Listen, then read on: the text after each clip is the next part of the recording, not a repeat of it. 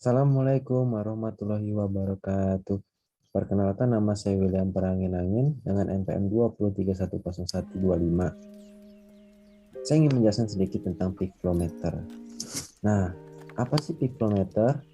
Nah, pikflometer itu adalah alat yang terbuat dari plastik sederhana yang kegunaannya untuk mengukur tingkat keparahan dari asma kita. Nah, fungsi dari pikflometer itu sendiri yaitu untuk mengukur seberapa banyaknya udara yang dapat kita hirup dengan paru-paru dalam sekali hembusan. Nah, bagi yang ingin tahu kayak mana bentuk dari pikflometer itu seperti ini, teman-teman.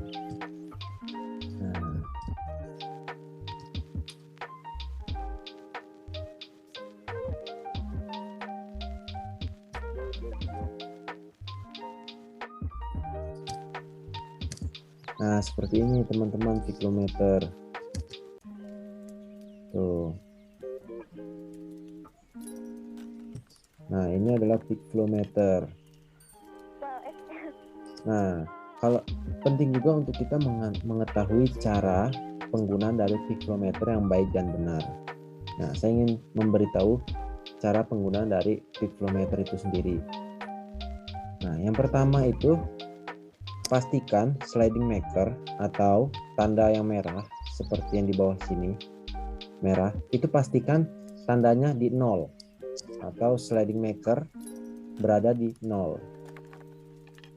Nah, kemudian buka penutupnya baik di depan dan belakang. Kemudian pastikan sang pasien itu berdiri tegak serta mulutnya tidak dalam kondisi mengunyah ataupun meminum. Nah, setelah itu kita akan meminta pasien untuk menghirup napas sedalam-dalam mungkin.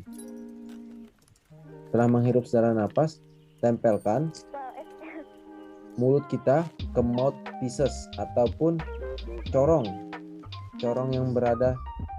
dari pikflometer itu sendiri. Nah, seperti ini teman-teman, saya ilustrasikan.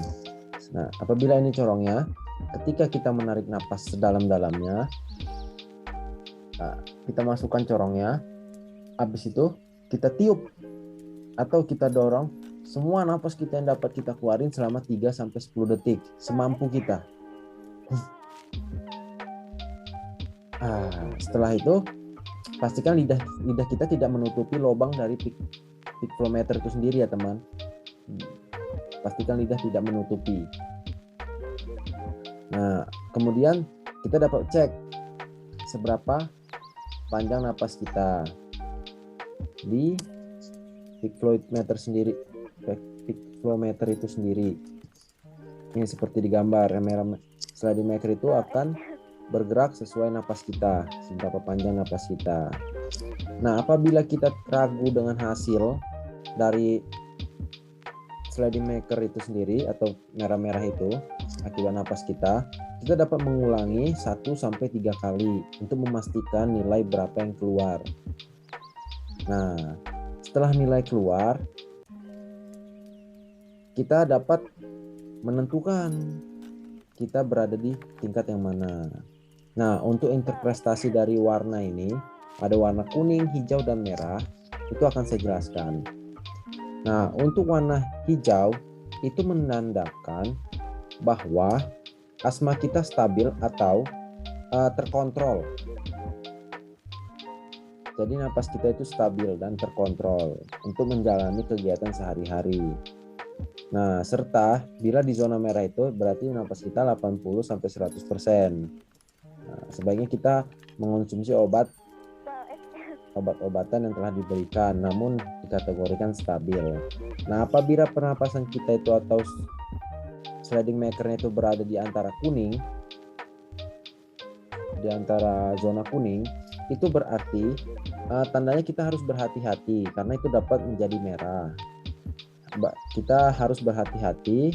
Nah, biasanya gejala yang diderita yaitu adalah batuk, bersin, dan napas pendek. Nah, biasanya di zona kuning itu pernapasan kita yaitu 50-80%. Nah, itu menandakan bahwa kita mengalami sesak napas yang bakal memburuk dan membutuhkan pengobatan tambahan secepatnya.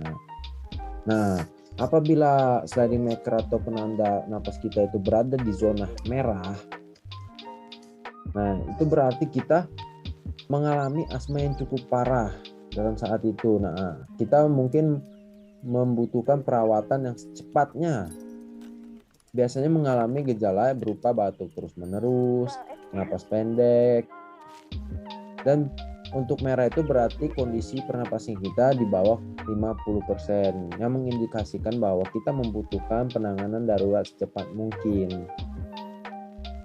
Setelah penggunaan dari piklometer itu sendiri, kita harus membersihkan menggunakan air hangat selama beberapa kali dan beberapa menit.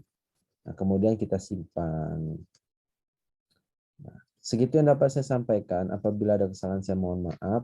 Wassalamualaikum warahmatullahi wabarakatuh.